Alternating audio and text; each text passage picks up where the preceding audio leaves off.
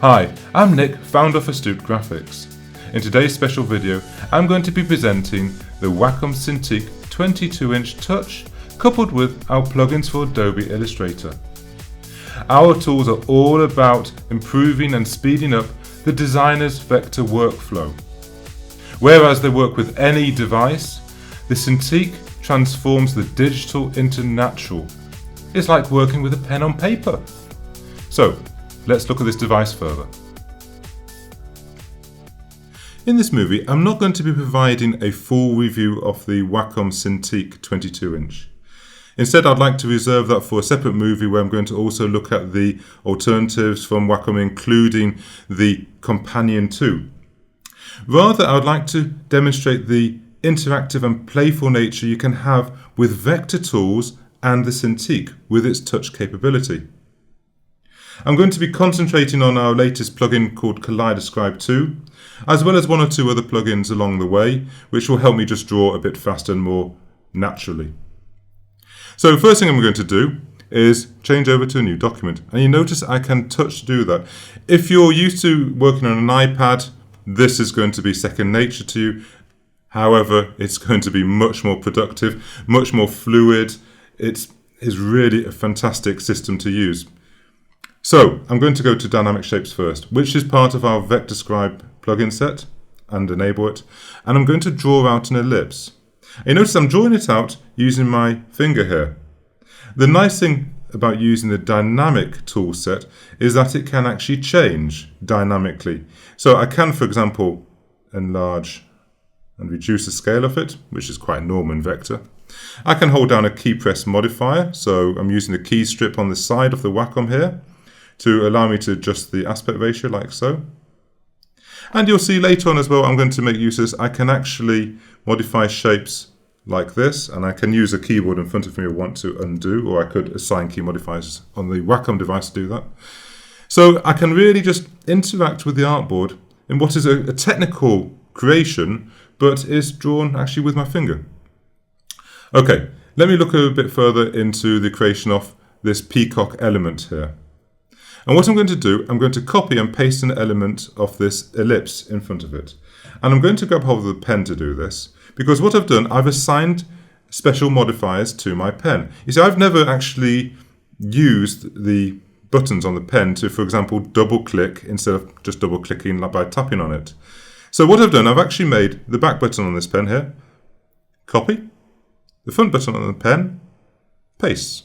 So I can use it almost like a scattergun type thing. It's fantastic for that. So perhaps I'm using this slightly different from everybody else, but heck, I like it. So I'm going to go to this element here, and I'm going to shade it a darker shade of purple like this. Now again, I can put the pen down. And I'm going to modify this one, so that's a slightly different shape like so. And if I were to go to the normal select tool, I can move it around exactly as you'd expect. Nothing special about that. But what I want to do is actually look at it colliding. Now, for this, I'm going to zoom out a bit, and I can use the strip on the back of the Cintiq here. And you can see I can zoom in, I can zoom out like so. If I drag up, I'm zooming out. And I can move this a bit further away. And now I'm going to find the ColliderScribe 2 functionality. I'm going to click and hold down on the select tool and drag out this strip here. And you see there are three new selection types here. There is snap to collisions, rotate at collisions, and rotate to collisions tool. I'm going to show one more tool in ColliderScribe 2 as well a bit later, but these are the ones which really are playful and interactive, especially with the touch functionality. If I click on this tool, so I'm actually in the snap to collisions tool, and I press the return key on the keyboard, these are the preferences for the tool. And what it's allowing me to do is snap to the pre-drag position, so where it is originally. And I'll show the reason for that. And I can allow, for example, collision spacing to take place as well. I'll just cancel this. I'm just going to use it straight out of the box. And I'm going to move this object near the original ellipse. And you can see that using my finger, I can collide the two objects together. And this is actually a really natural thing to do. It's like going clunk.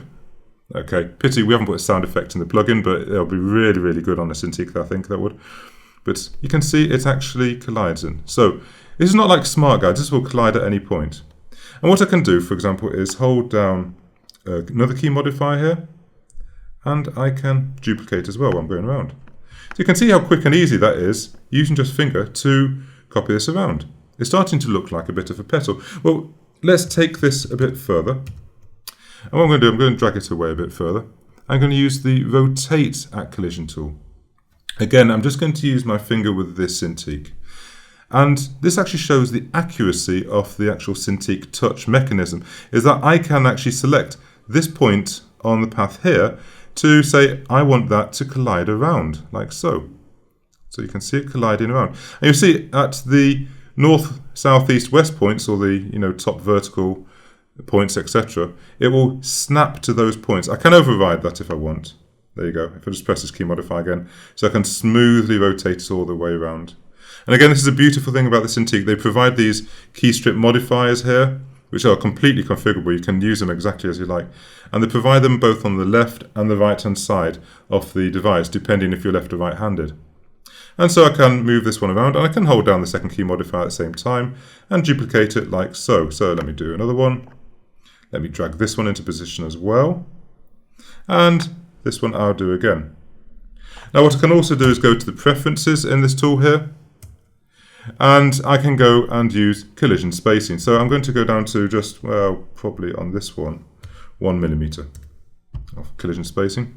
And now if I do this, you'll see there's a gap between the shapes, which is continuously held by its collision spacing.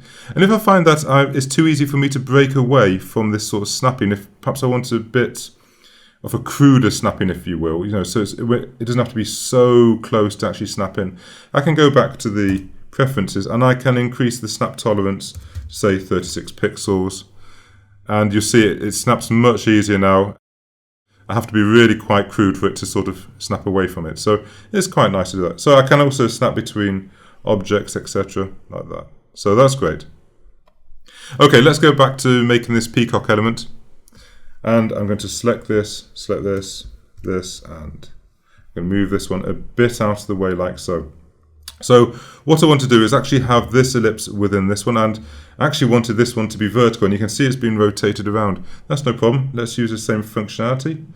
Drag and click there, and by default it's snapped to the vertical lower position here, and I can let go, and it's snapped nice and square like so. So I can go back to the original tool, and this time I'm going to drag in here, and you can see it's snapping to two locations at once, on the left and the right here. And it's so easy to place an object using this tool set and this mechanism. Let me zoom in a little bit further here.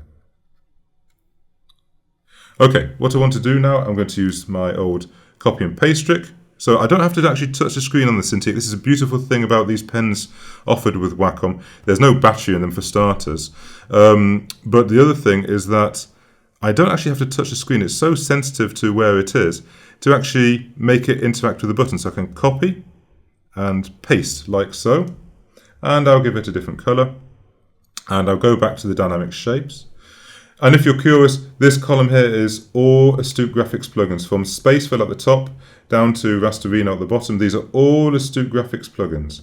They really do integrate very, very cleanly with Adobe Illustrator. So if you're wondering if you haven't got them on your system, then simply download the 14-day free trial and you can install all the plugins and just try them all out fully for free. Okay, let's go to the Dynamic Shapes tool. And I'm going to slice this object out, which is part of the Dynamic Shapes functionality. Dynamic Shapes is a tool within our Vector Scribe product. And I'm going to move it there. And I will also, I think, scale this down a little bit as well, like that. Get rid of that panel there. You can see it just works with the finger. It somehow just works. So fantastic. I'm going to grab hold of this one and I'll snap it to that location there. So I've easily made this peacock feather element that you see here. Now just a quick review of what you're able to do with this in an actual design workflow here. I'm going to just turn on the original peacock feather and remove the other ones and show the grid that we use to align these peacock feathers to. And what I'm going to do while I'm in the Rotate at Collisions tool is just go back to Preference and turn off the collision spacing like that. And now I can turn off the touch capability if I want to, because I want to actually use quite a small sort of location to actually steer this. So sometimes the touch capability may interfere with it. Very simple, turn it on off, just use this button at the top, and that's how I did that. So I'm going to, let me see, I'm going to copy it over here, copy it over here, copy it over here, can override the locking like that, copy it over here, etc. And I can take another copy up here and do exactly the same. And that's how we built that grid, which still looks very natural, but it's how we built the grid of peacock feathers in this artwork. Okay, let's move on to a second element in ColliderScribe 2, and that's the space fill tool. Now, for this one, I'm going to make sure the touch is off because there is actually no touch capability on this particular tool. What I'm going to do is be a little bit more playful with how things look in Adobe Illustrator. So I'm going to use this key modifier here, which I've assigned as the spacebar key, and it allows me to pan around like this. Somehow it seems more natural than going down to the keyboard, even though it's down here with the spacebar. I just sort of grip onto these key modifiers really, really naturally. And what I'm going to do, I am simply going to go to the selection key, and I'm going to select that object. Well, let's select both objects at the same time. And I'm holding down the key modifier. Actually, I'll select them all. Let me go in one go. And I'm going to open the space fill panel that you see here. This is again part of ColliderScribe 2, and it's completely new to ColliderScribe 2.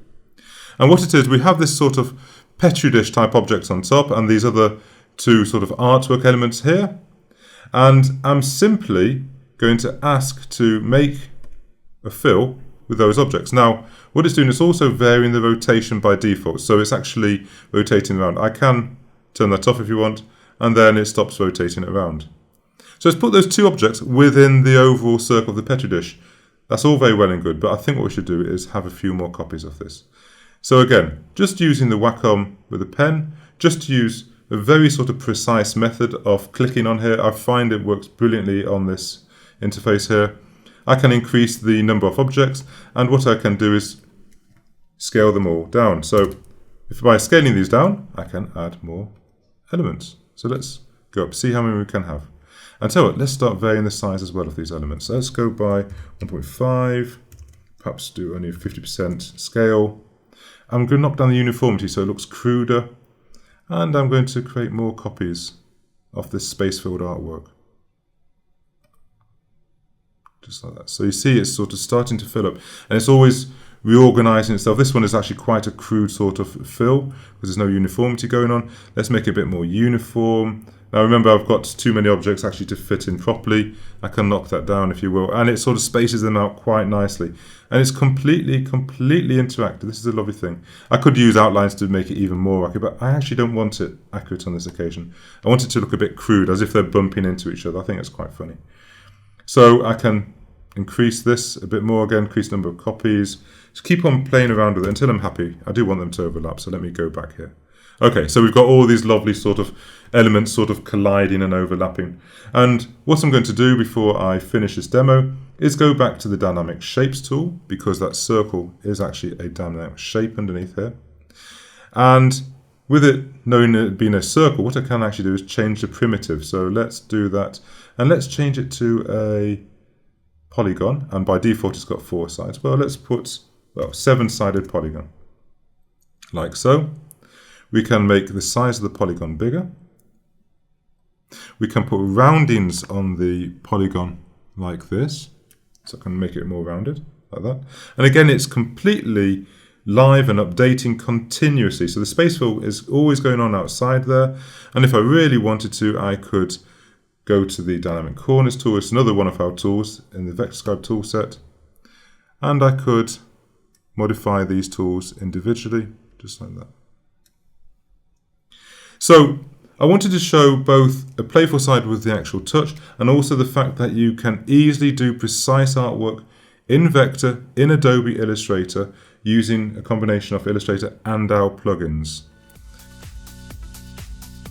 Thank you for joining me in today's special movie. I hope you enjoyed it. If you want to learn more about the two plugins I featured, which were ColliderScribe 2 and VectorScribe 2, please have a look at our YouTube channel. You can also find lots more material there covering all our plugins, as well as movies specific to Wacom users. You can also find hundreds of more tutorials on our Astute Graphics blog, that's astutegraphics.com/blog. And I hope you can join us for future instructional videos. Thank you very much.